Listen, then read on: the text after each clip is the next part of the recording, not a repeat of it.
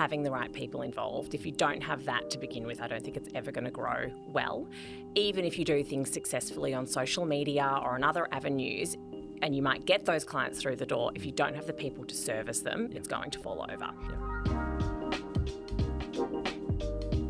Today on Remarkable Regional Business, I have the honour of hosting Bonnie Phillips and Stefan Manche from Coulter Legal in Geelong. Now, they're not only based in Geelong, they have offices across the Bellarine and in Melbourne.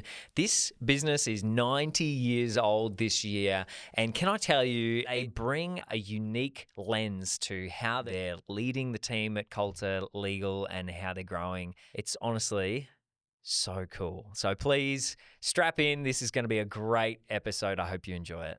Bonnie, Stefan, thank you so much for making the trip to be here with me in person in Bendigo on the podcast. This is super cool.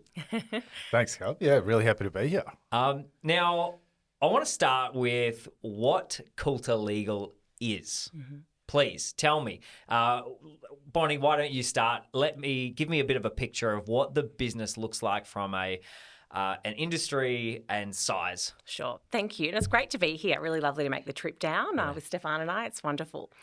So Coulter Legal, we are a law firm and we service a number of different entities and also people. I think really a big part of what we do is helping people navigate great things in life, more difficult things in life, some challenges in life, and really having a great group of people to help them through that process. So our head office is Geelong, but we also have a number of different offices throughout Victoria, which is great. So we've got Melbourne office, which is a big part of what I do. Yeah. And then we've got offices in Torquay and Barwon Heads.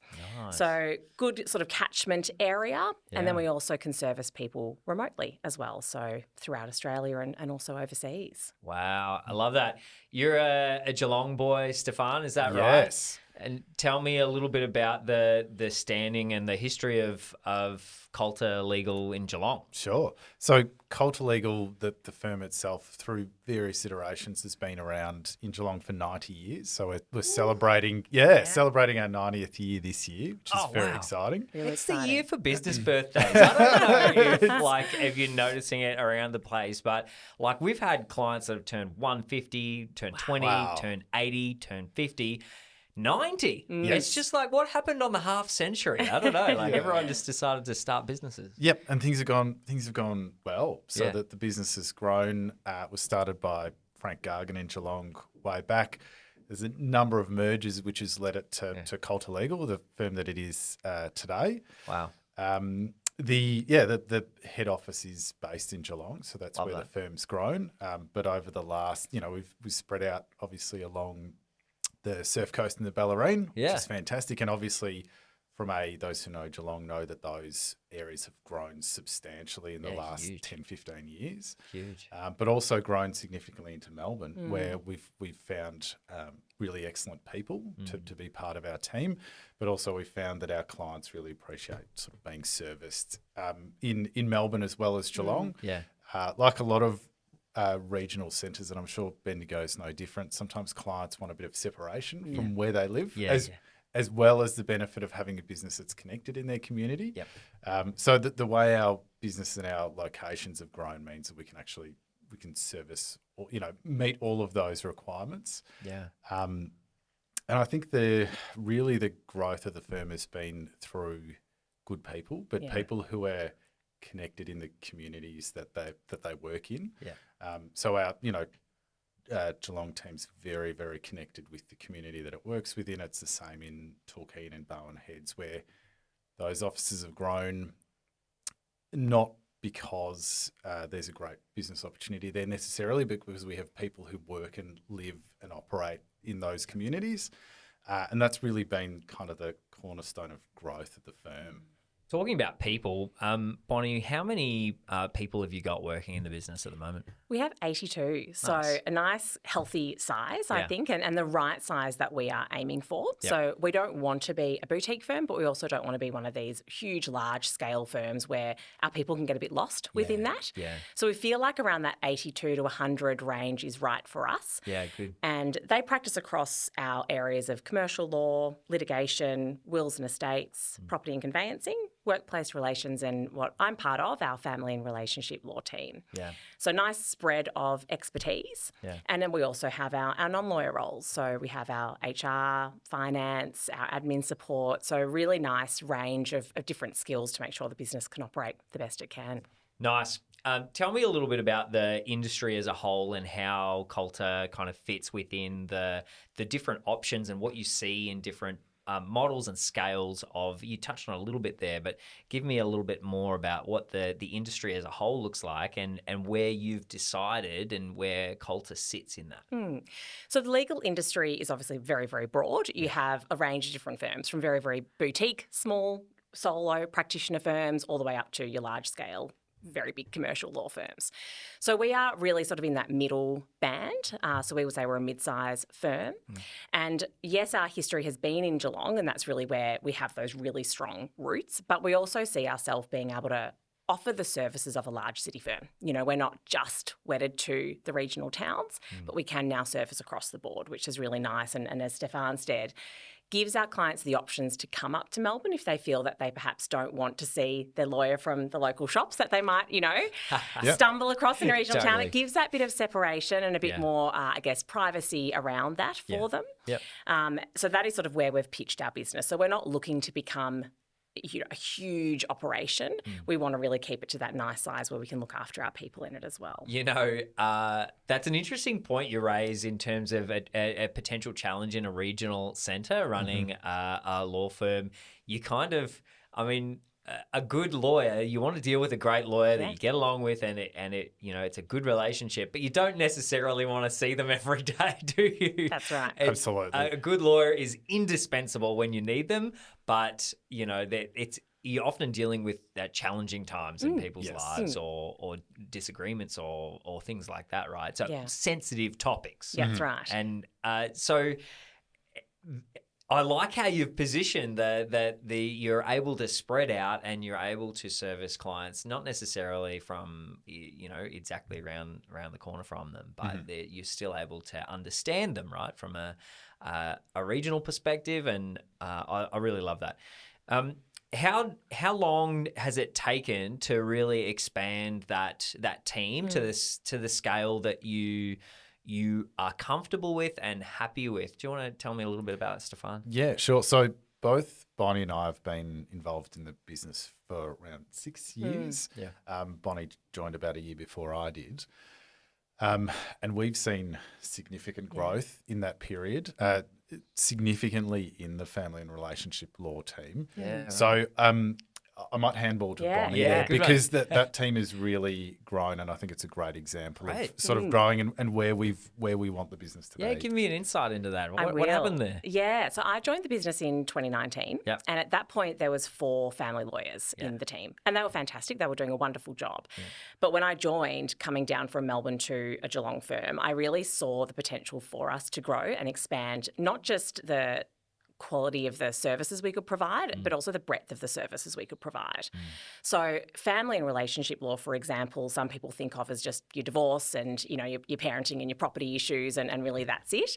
But it's much greater than that. So we will deal with international family law matters. We'll be dealing with issues involving, for example, child abduction or relocations, but also quite complex property issues as well. So sometimes we're involving trustees. There might be bankruptcy issues, for example, that fall into family law matters. Also issues involving multiple parties, businesses, companies, and so on. So I really saw the need for us to expand the lawyers we could have in the team. And I think bringing the right people in to do that. So not just one type of lawyer, but different types of lawyers that had different expertise that could service a range of clients. So we in our team, for example, have very, very senior lawyers who've been practicing for over 20 years, for example, all the way through to nice, great junior lawyers who can do a lot of that grunt work on the files and really support the senior lawyers and the clients at a range of different costs as well. Yeah, wow. So when I grew that team, we brought in, as I said, a number of junior lawyers first to help support the matters we had, and then also brought in lawyers at a more senior level, particularly in Melbourne, to help grow that side of it as well. How long did that take? What was that process like? So It really did, I guess, skyrocket through COVID. And I know we don't like to talk about that too much, but that is really, I think, for family law in particular, when you have an external pressure on families, that's sometimes when the wheels fall off. So we did see through COVID a rise in separations. People were unfortunately going through more financial difficulties. We had an increase, for example, in family violence because people were stuck under the one roof a lot more. So that was a time we really did have to grow the team. So over the course of about, I would say 4 years, we went from 4 lawyers in our family law team to about 30 altogether. Wow. Yeah, so it does fluctuate when we have people, for example, who go on parental leave or, they go away and things like that. But at the moment, we're hovering around about 24 lawyers just in family law. Wow. So we really tried to adapt with the times and make sure we were there to service our clients. But also from a business perspective, we didn't want a situation where we had a limited number of lawyers and they became stretched. I think you've got to make sure you've got the right amount of people to correctly service the clients, run the business, so they're not stretched, they're not making mistakes, they're not rushed, and they can do the job properly. So it was a fine balance between making sure we had enough people, but not then too many that you can't look after your people the right way. Yeah. Tell me about some of the growth challenges and the systems that need to be in place, both from a hiring perspective of finding the right people, but also scaling from a 4-person team to a 30-person team. What are some of the additional things that need to be in place to make sure that the people within that 30-person team are really focused and they know what their part in the whole machine is?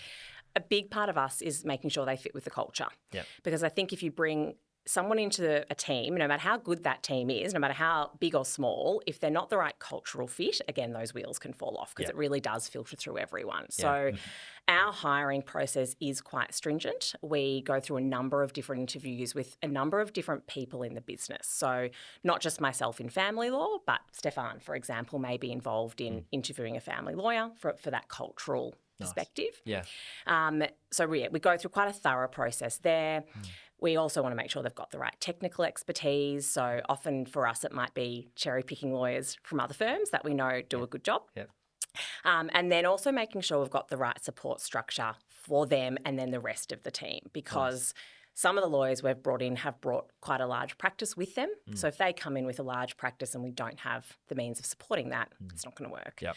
So we have wonderful admin support for all of our lawyers, and we also operate on a system of having a senior and a junior lawyer on each of our matters just to make sure it is handled as best as it can. But there are always, I think, those teething issues as you grow. Yeah. It's just how you manage it. And I think particularly for us, communication's a big part of that, and making sure we're talking with our people, understanding what they need, how we can support them, and vice versa as well. And I think probably adding to that, because that growth happened through COVID, those at that point in time, those geographical barriers kind of fell away. So as a business that, predominantly hired in Geelong before that point, we then had this broad, spread of people.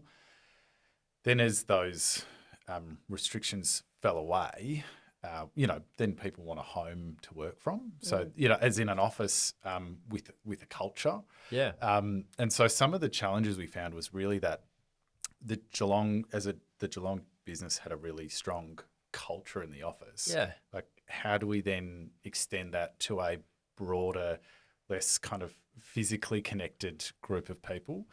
And so that's been a journey for us, across the last few years as well. So making sure that we can, we've just moved into a really nice new Melbourne office, which is fantastic. And that's, again, built around making sure that all of the teams have a great place to come and work and collaborate together. Yeah. But also, how do we make sure that we communicate across the firm? How do we make sure that we have events where all of our teams come together? How do we structure that so we're not forcing people to be in a certain place for no great reason, but we're doing that in a really conscious way so that we can kind of extend the great culture that we know we have, across those less physical boundaries. Yeah, I love this subject. Tell me a little bit, Stefan, about the culture that existed at that Geelong office, the culture that exists now. Like, what does it look like to work at Coulter Legal? Yeah, and we're really lucky. Across the firm, we've got, we've had this huge change over the last sort of 5-6 years, but we've also got really good people who've been with the business for 10, 15, 20 years. And so it's really interesting, speaking to them and hearing their perspectives about what they've seen change. So it's a good question. One is that the culture was everybody knew everybody in the office. You would never go into work and see someone and not have been introduced to them or not know who they were or where, when they started or, these sort of things. Right. Which, again, as we moved across, offices and were hiring people who weren't necessarily in the office or in that particular team, became, communicating those, new starters or what their role were or how they're introduced across the firm became really important. So that was part of the culture, just people knowing, we had a very, like most law firms, very office-based culture. So pre-COVID, we had the ability to work remotely, but it wasn't done a lot. Yes. It wasn't part of, ingrained in it, as a lot of firms were, and some of them still really are. Yeah. We've certainly gone to that kind of hybrid arrangement, but that was a big change. Yeah. How do you navigate the remote element and keeping people connected in a way that they feel like they know their teams and the wider group? Yeah, I think that was a big learning curve. As Stefan said, we did it before COVID. We did have people working remotely. Myself, for example, commuting down from Melbourne, I did some time remotely up in Melbourne.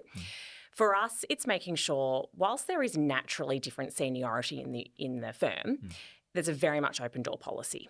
We really make sure that our senior people are accessible to our more junior people. So even if they are working from home or they're in different office locations, we're really great with our, technology, making sure we can use Teams seamlessly. We have group chats. People never should feel like they can't just pick up the phone or jump on a Teams call to access each other. Yeah. And same for our clients as well. It helps make them a lot more accessible to us if they need advice, if we've got remote hearings, that sort of thing. Yeah. So I think the increase in technology was really helpful for that culture and accessibility and making sure that everyone did remain connected and supported.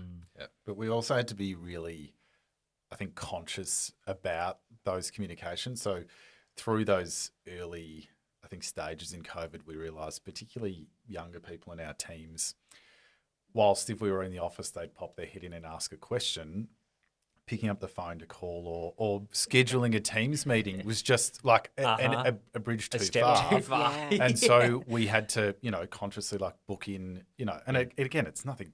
It's not groundbreaking, but booking in, regular meetings with everybody so that it's in the calendar. They don't feel like they're annoying us or getting in the way of things being done. Yeah. And we have those really regular touch points, making sure we do that across teams. Yeah.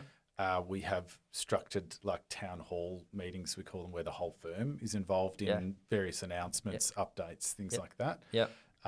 But being conscious about meetings that we have where some people are in a boardroom in the office and there are people on screen, and how we make sure that communication works smoothly and everyone's involved. So I think just a lot of being learning about what didn't work, and then being consciously putting in place those things to make sure that we are, we're providing a good environment to work in that's collaborative. It's quite the interesting phenomenon, the fear of the phone, right? It's something that's very real, and I think I remember growing up, right? Your communication with your friends is just sitting for hours on the phone, Hours and hours. hours on the hours. Now the communication, and for the last decade, 20 years, maybe not 20, but the communication, friends are on their phone, but they're not like this. They're like this. Correct. And there's that gap between speaking and thinking. Yes.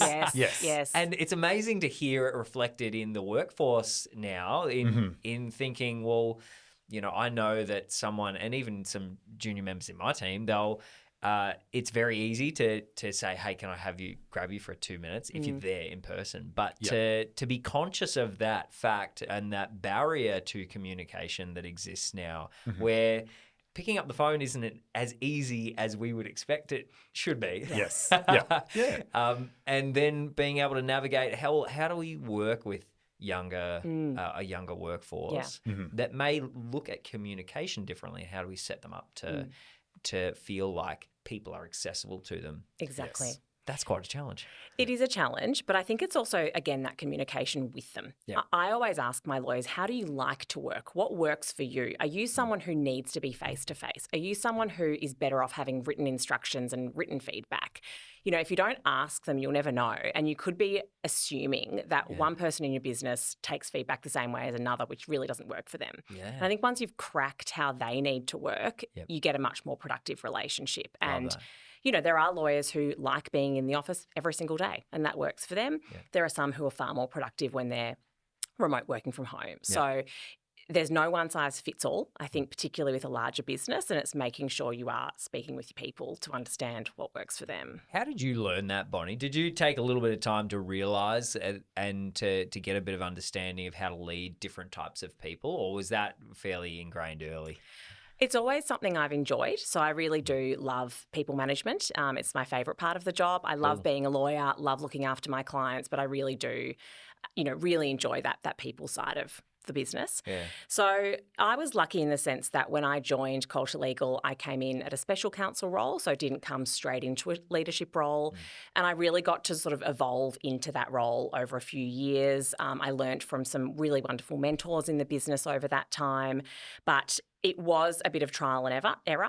And as we grew, you know, I guess ironing out those kinks and working out how people like to work. Yeah. But it's a new, I guess, journey with every new staff member. You know, as they come into the business, it's working out how do they like to operate, who are they going to work well with, also what type of clients they best to service. So it constantly evolves, but I think the more you do it, the better you get. And I think in our industry in particular, I feel like there's two types of lawyers. Lawyers who are really great with the file work and they love the law and they're more black letter and that's their strength. Yeah. And then you've got lawyers who are really enjoy the people side of it and the management side. So it's making sure you've got also the right leadership people in the right pockets of the business. I'm hearing, and I totally think it's true, that a good awareness of different personality types and different people is essential for leading people. But what would you say the percentage of people coming in who are self-aware enough to be able to tell you this is how I perform best? What do you reckon the percentage is of like people coming in that can tell you that and the people that come in that you kind of need to help bring them along and say, you know, this is some different options? Yeah.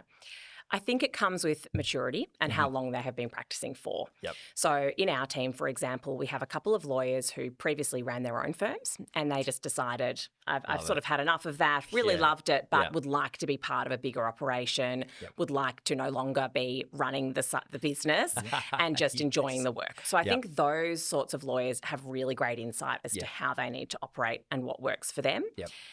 The more junior ones just haven't had that experience to really know. And I think particularly for those lawyers who started practicing in COVID, didn't have another option. They only learnt one way. Yep. They only learnt how to do it remotely. So for them, it's probably taking them a little bit longer. Yeah. So look, I would probably say it's probably about 30% who really know how they need to work. Yeah. And they are that more senior group that we have in the business. Yeah, I think that's pretty powerful as an understanding. It's really interesting to get the perspective on that percentage, because as a leader in a business, you need to be so hyper focused on how you can get the most out of your people. That's what it's all about, right? Is they're the resource, they're the major, most costly, but can be the most powerful resource you've got, right? And learning how to set them up. Stefan, you mentioned something before I wanted to touch on again, is like that idea of events, but also meetings. So let's talk about events and meetings. I've seen businesses that and had insight into businesses that they get bogged down with meetings, right? Because and you can get to a point in a business where I think you can get stuck a little bit in going, wow, there's just like, we have more meetings than we get work done. Yes. And that can be a bit of a challenge when communication's really important across teams and across departments and virtually as well. So I want to know about how you navigate that. But it's closely linked to the event side of things. You mentioned making sure that you have events that are bringing the team together, but they're not a token event. It's not like an event for no reason. Yes. And it's not something that people go, do I have to? Yeah. Yep. Can you tell me a little bit about that? Yeah. And I don't, for at any point say we're doing it absolutely perfectly. Yeah. It is but I think what we do really well is we're constantly sort of reassessing how we do things and the regularity and the agendas of those meetings and those sort of things to make sure that we're not just getting in this pattern of doing, repetition. Yep. I think the one-on-one meetings we do, say with individuals in the team, those we're constantly assessing to see whether they're of value, and whether the regularity is right. Is it too long in between meetings? Is a fortnight or a month too long? Do we need to bring it back?